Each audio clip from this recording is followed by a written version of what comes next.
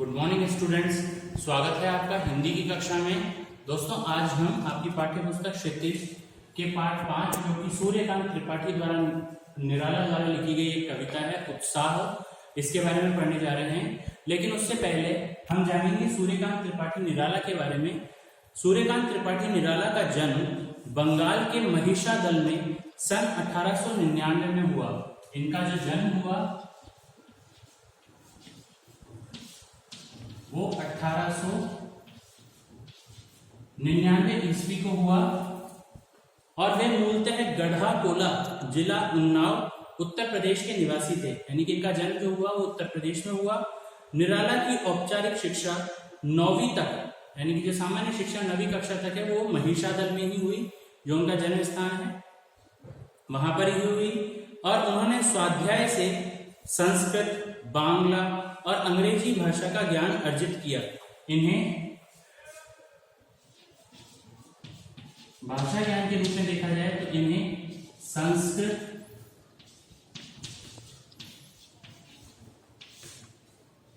बांग्ला, अंग्रेजी और हिंदी भाषा का ज्ञान था।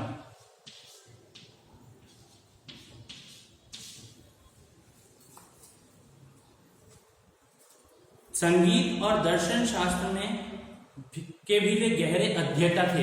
अध्येता अर्थात पढ़ने वाले। अध्येता शब्द का अर्थ है पढ़ने वाले या अध्ययन करने वाले। पढ़ने वाले या अध्ययन करने वाले। अध्येता शब्द का अर्थ है पढ़ने वाले या अध्ययन करने वाले। रामकृष्ण परमहंस और स्वामी विवेकानंद की विचारधारा ने उन पर विशेष प्रभाव डाला। विवेकानंद की जो विचारधाराएं थी इससे ये बहुत ज्यादा प्रभावित थे। निराला का पारिवारिक जीवन दुखों और संघर्षों से भरा था।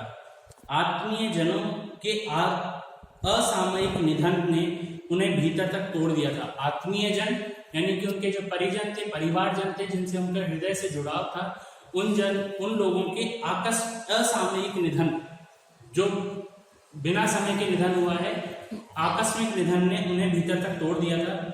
साहित्यिक मोर्चे पर उन्होंने अनवरत संघर्ष किया।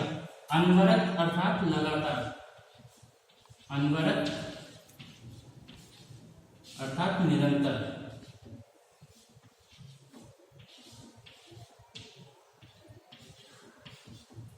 साहित्यिक मोर्चे पर अर्थात साहित्य के लिए इन्होंने निरंतर प्रयास किया है, संघर्ष किया है। और 1961 में इनका देहांत हुआ। इनकी मृत्यु हुई सन 1961 में, 1961 में। इनकी प्रमुख रचनाएं अनामिका, परिमल, गीतिका, कुकुरमुत्ता और नए पत्ते, ये इनकी काव्य रचनाएं हैं। इनकी प्रमुख काव्य रचनाएं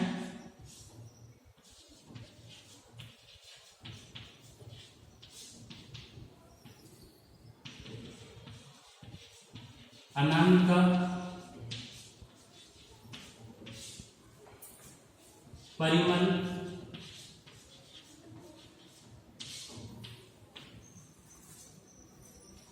गीतिका,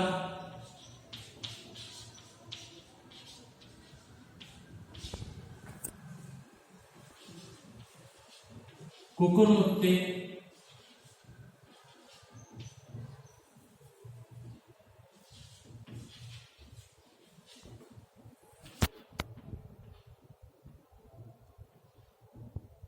तथा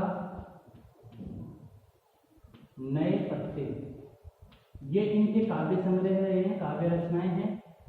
और इसके अतिरिक्त इन्होंने उपन्यास, कहानी, आलोचना, निबंध लेखन में भी ख्याति अविस्मरणीय है। इनकी जो ख्याति है, इनकी जो प्रसिद्धि है, वो निबंध लेखन में भी अविस्मरणीय है, अर्थात भूली नहीं जा सकने वाली है।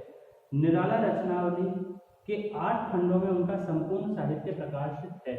निराला रचनावली के नाम से एक ग्रंथ लिखा गया है जिसके 8 खंड हैं, 8 भाग हैं, उनमें इनकी संपूर्ण साहित्य प्रकाशित किया गया है। निराला विस्तृत सरोकारों के कवि हैं, जो दीर्घ मनुष्य की इच्छाएं हैं, उनकी उपलब्धियां, उनके कवि हैं। दार्शनिकता, विद्रोह, क्रांति, प्रेम की तरलता, प्रकृति का विराट तथा उदात्त चित्र उनकी रचनाओं में उपस्थित है। ये इनकी रचनाओं के प्रमुख विषय बिंदु रहे हैं, जिसमें प्रकृति का विराट और उदात्त मतलब उभरता हुआ चित्र प्रस्तुत होता है। उनके विद्रोही स्वभाव ने कविता के भाव जगत और शिल्प जगत में नए प्रयोगों को संभव किया है। यानी कि इन्होंने जो पुरानी चली आ रही लेखन की परिपाटी थी उससे अलग हटके अपने नवीन लेखन को प्रतिपादित किया है। छायावादी रचनाकारों में उन्होंने सबसे पहले मुक्त छंद का प्रयोग किया है। यदि आपसे पूछ लिया जाए कि छायावादी कवियों में सबसे पहले सर्वप्रथम मुक्त छंदों का प्रयोग किसने किया है, तो वह नाम होगा सूर्यकांत त्रिपाठी निराला का। शोषित, उपेक्षित, पीड़ित और प्रताड़ित जन के प्रति उनकी कविता में जहां गहरी सहानुभूति का प्रभाव मिलता है, वहीं शोषक वर्ग और सत्ता के प्रति प्रचंड प्रतिकार का भाव भी मिलता है।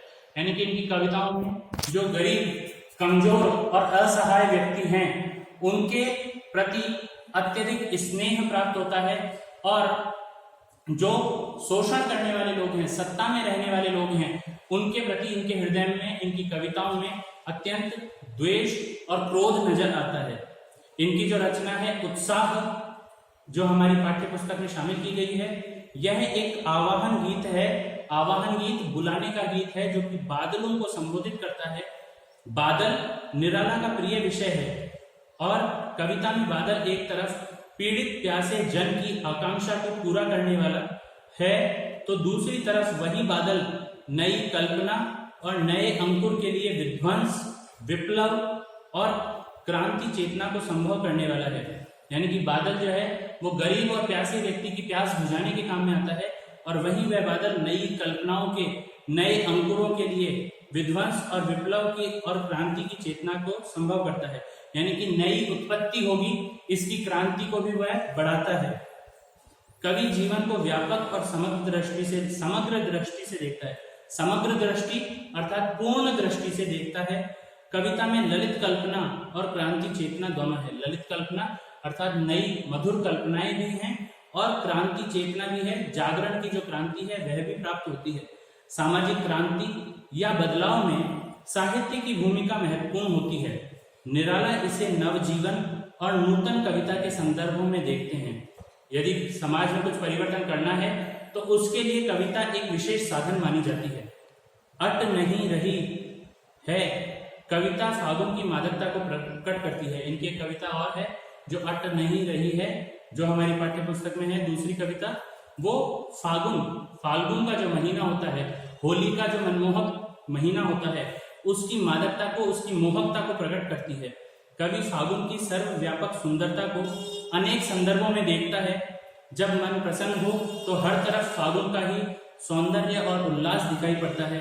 सुंदर शब्दों के चयन एवं लय ने कविता को भी फागुन की तरह ही सुंदर एवं ललित बना दिया है। इनकी जो कविता है दूसरी, उसमें इन्होंने फागुन के बारे में दर्शाया है और फागुन की सुंदरता दर्शाई है। और यदि मन प्रसन्न होता है तो वह सारी सुंदरता और भी मन को लुभाने वाली होती है। दोस्तों, आपको गृह कार्य के रूप में सूर्यकांत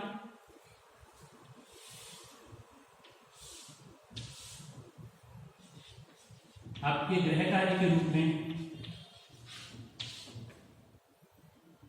लेखक, जो कि हमारे सूर्यकांत त्रिपाठी निराला है, लेखक का जीवन परिचय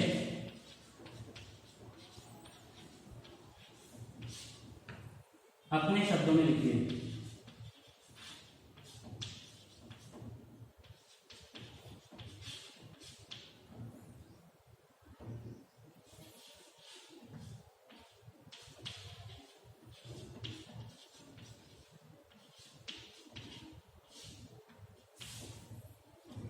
लेखक जो सूर्यकांत त्रिपाठी निराला है, इनका जीवन परिचय आपको अपने शब्दों में लिखना है। ठीक है दोस्तों, आज के लिए इतना ही। धन्यवाद।